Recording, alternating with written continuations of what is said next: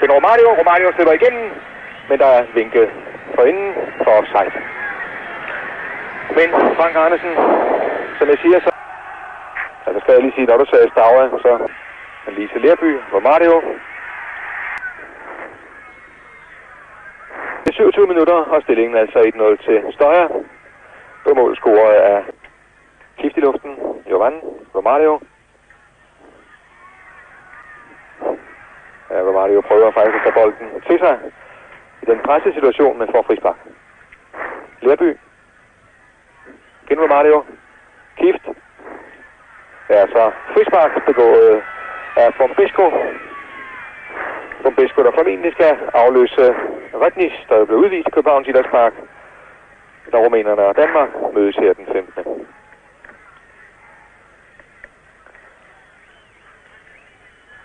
Godt sted for PSV for frispark, og nu savner de en stor lyshøje her.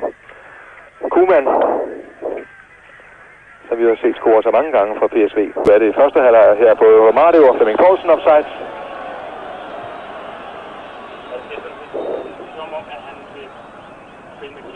Lerby til Romario.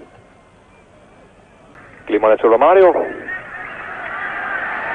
Flemming Poulsen går ved på midten.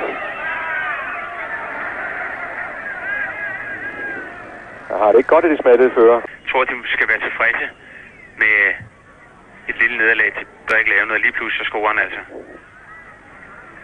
Kift i luften.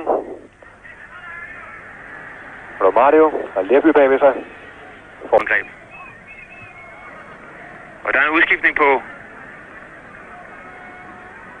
plads. Ja, det er Romario, der går ud til fordel for Gilhaus. Som i øvrigt også har haft en svær tid her. Efter Flemming Poulsen er kommet, så har han ikke haft en kamp overhovedet, og han spillede